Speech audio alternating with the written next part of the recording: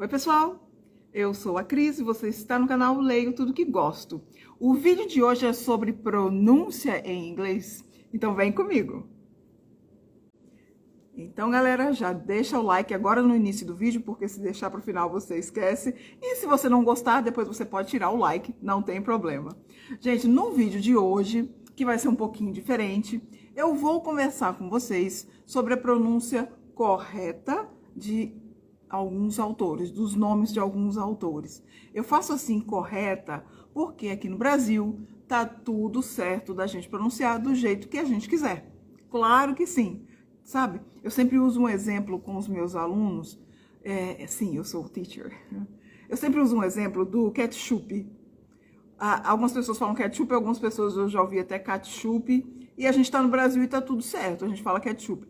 Imagina a gente chegando assim na venda do seu João e falando assim: ô, seu João, o senhor tem ketchup? Ele vai olhar assim para você e vai: nunca ouvi falar nisso não, moça. Então, pessoal, correta entre aspas. Mas, se a gente for ouvir, principalmente ouvir, mais até do que pronunciar, os nomes de alguns autores, ou qualquer outra palavra na língua inglesa, ou qualquer outra língua, o nativo, ele não vai falar como a gente, né? Ele não vai falar ketchup, ele não vai falar Robert, não é certo ou errado, mas é como eles falam lá, né? Até como se alguém for pronunciar o meu nome, vai ter um pouquinho de dificuldade de pronunciar o meu nome em outros idiomas. É Cristiane, aí cada um vai querer puxar a sardinha para o seu lado. Gente, isso não é uma aula, tá? É só uma brincadeira. E como eu falei, quando você for ouvir um podcast, se você for fazer uma apresentação na sua aula de inglês, aí você deixa a sua teacher de inglês bem orgulhosa. Se você falar um pouquinho mais aproximado da pronúncia original americana, inglesa, escocesa, australiana e etc. Ok? Então vamos deixar isso bem combinado. Não é certo nem errado. É como os nativos mais proximamente pronunciariam. Porque por mais que eu seja professora, eu ainda sou brasileira. Então é claro que eu tenho um sotaque. E todo mundo tem sotaque e é bem legal. Essa brincadeira, então, pessoal, começou lá na minha outra rede social. E aí eu coloquei lá uns quizzes e as pessoas responderam. Muitas pessoas responderam da maneira mais aproximada, né? Vamos dizer certa, vou usar aqui certo e errado, mas vocês já entenderam. Então, parabéns aos meus seguidores, porque vocês estão afiados na pronúncia do inglês. E aí eu resolvi fazer esse vídeo, então, para fazer um fechamento daquela brincadeira e colocar uns bônus, porque a brincadeira, se eu não me engano, foram com 3 ou 4 autores, e aqui eu trouxe 5 autores. O primeiro, ou melhor, a primeira é esta pessoa aqui, que vocês estão vendo o nomezinho dela. Gente, tá tudo certo de falar Edith Nesbit. Edith Nesbit. A gente chega lá na livraria e fala: você tem aquele livro que saiu da editora tal, lá da Edith Nesbit? Perfeito, ok. Mas esta pessoa, ela é inglesa e provavelmente os pais dela não a chamavam deste nome. Os pais dela e as pessoas inglesas a chamavam de Edith. Edith. Olha que nome complicadinho de pronunciar, gente. Porque esse nome termina com TH. E o TH em inglês, ele tem basicamente 2 sons, mas este som aqui é aquele som da língua presa. É o nosso S de língua presa. Pensa assim na sopa sem sal. Agora você tem a língua presa e aí você vai reclamar no restaurante: olha, essa sopa veio sem sal. Sopa sem sal. É um S, é tipo um S da língua presa. Então os professores sempre falam: coloca a língua para fora. Não precisa colocar a língua tão para fora, não. Mas pensa que é o S da língua presa.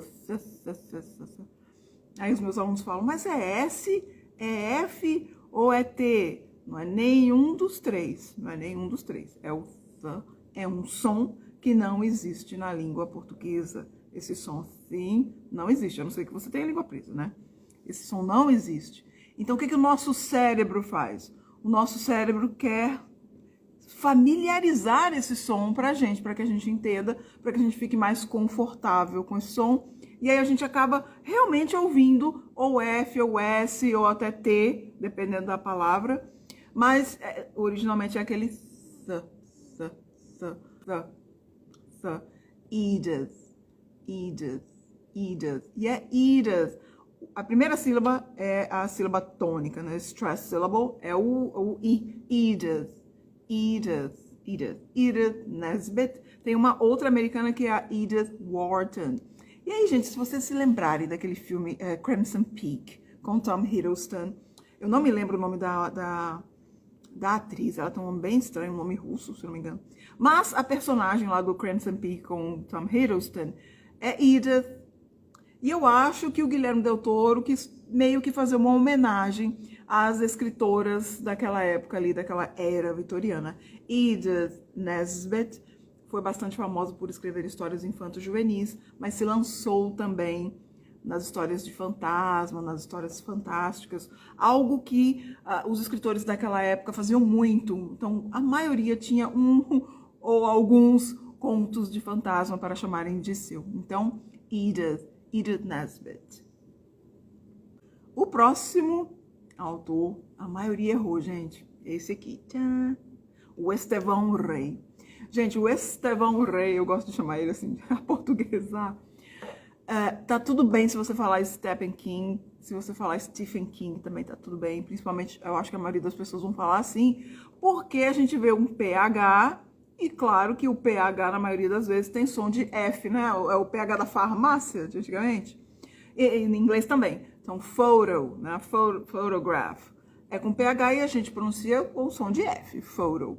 Mas, não sei por que cargas d'água, e a gente tem que perguntar lá para o senhor Shakespeare, quando a gente chegar lá no céu, por que cargas d'água, esse PH, neste nome próprio, é pronunciado V? Por que, teacher? Eu não sei. Stephen King. Aí prestem atenção nos podcasts que vocês forem ouvir, nos vídeos que vocês forem assistir. É Stephen King. E é King. Outra questão super importante na língua inglesa. Esse som I tem dois. Tem o I longo, I, e tem o I curto, E. A gente escuta a mesma coisa. I, é tudo I. Mas eles conseguem identificar duas coisas muito distintas. Então não é Stephen King, é Stephen King. O G também é quase mudo. É mudo, né? King. Você não fala King. Stephen King. Adoro Stephen King. Coloca aqui embaixo qual é o seu livro favorito de Stephen King. O meu é O Iluminado, claro. E eu li em inglês, tá? Olha, foi difícil, viu? Que a linguagem do Stephen King é bem puxadinha. Foi uma boa experiência. Bônus, já vou colocar um bônus agora no meio, para você não ficar esperando muito tempo até chegar no final, né, gente? Mas fique até o final, porque vai ser legal.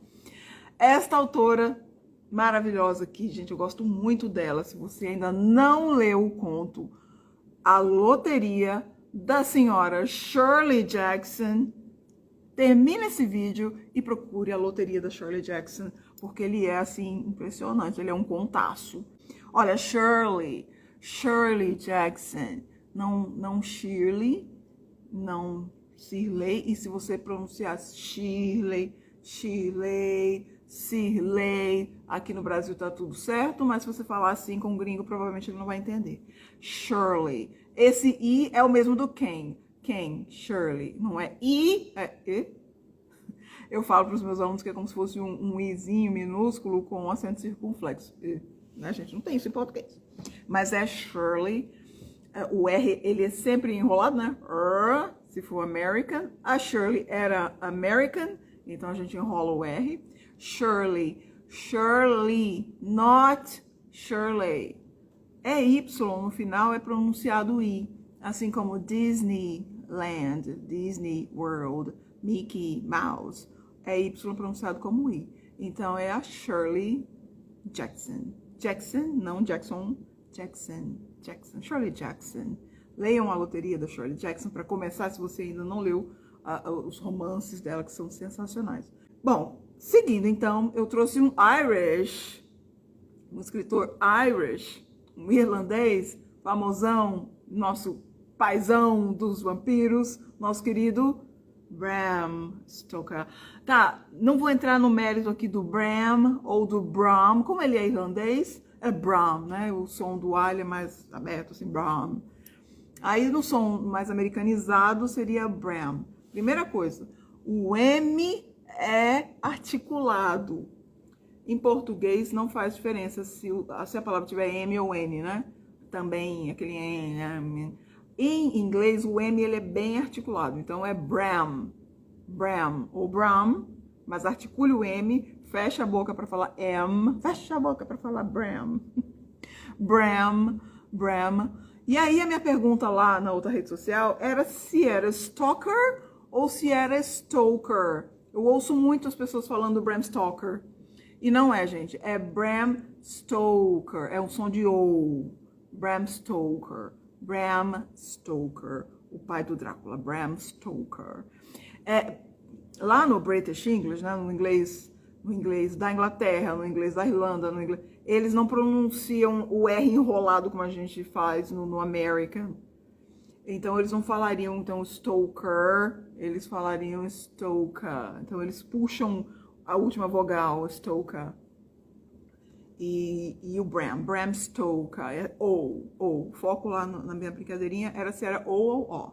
Stoker, Bram Stoker. E por último, já que a gente está aqui na seara dos vampiros, uma escritora que já nos deixou, aliás, todos, menos o Stephen King, tá aí junto, por favor, né? Que já nos deixou recentemente, que é a nossa querida... Como é que você fala isso? A nossa querida Anne Rice ou a nossa querida Annie Rice?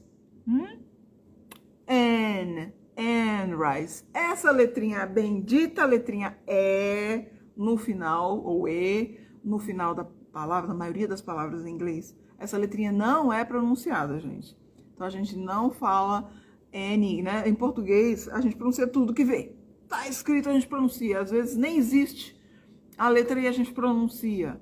Mas em inglês, essa letrinha, bendita letrinha E, não é pronunciada. A gente pronuncia só até o N. E olha como o som do N é diferente do som do M, né? Bram, N. Muito diferente, muito diferente. Bram, N, né? Bem diferente. E o E a gente descarta, a gente enxerga o E e não pronuncia. E aí, para vocês terem certeza, vocês se lembrarem, nunca mais esquecerem, lembra da Anne of Green Gables, que no seriado virou Anne with an E, N com E, né? Por que N com E? Porque uma coisa é Anne e outra coisa é An, né? Em português. Mas em inglês, tanto faz a grafia Anne with an E and Anne without an E. É a mesma pronúncia. N-A-N-N e N-A-N-N-E se pronuncia da mesmíssima maneira em inglês. E aí a gente aprendeu com a personagem que ela acha mais bonito, né? Ela acha mais bonita a grafia com E, é mais elegante na cabecinha dela, mais bonito do que só N com dois N's. Mas a pronúncia é a mesma. Então, a nossa querida aqui, escritora Mãe dos Vampiros, era Anne, não N. Para ser N, tinha que ter um izinho antes. Teria que ser A-N-N-I-E. Aí sim, seria N. Mas aqui no caso, Anne Rice. Olha o R, Rice, e não Rice. Anne Rice. E é Rice, um som de S no final, não é um som de C-I.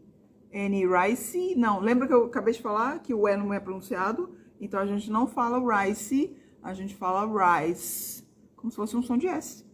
Anne Rice, Anne Rice, Anne Rice, I miss you, Anne Rice, miss you a lot, I miss all of these guys. Então, gente, é isso, a brincadeira foi essa. Muito obrigada por terem vindo aqui assistir, a gente brincou lá, a gente brincou aqui. Digam aqui nos comentários se vocês gostariam de saber a pronúncia mais americanizada, mais inglesada de alguns autores que vocês conhecem. E aí pergunta, deixa aqui, faz um vídeo aqui sobre essa pronúncia, esse autor, esse tal autor. De repente lugares também, né? Sei lá, Mansfield Park, o nome de lugares, se vocês quiserem eu faço um videozinho. Aí de vez em quando ele vai aparecer por aqui, tá? Muito obrigada por me acompanharem até aqui. Verifiquem se vocês estão inscritos. Deixem um joinha aí para a tia Cris. Apertem o dedão no sininho para receber as notificações. Muito obrigada e até a próxima.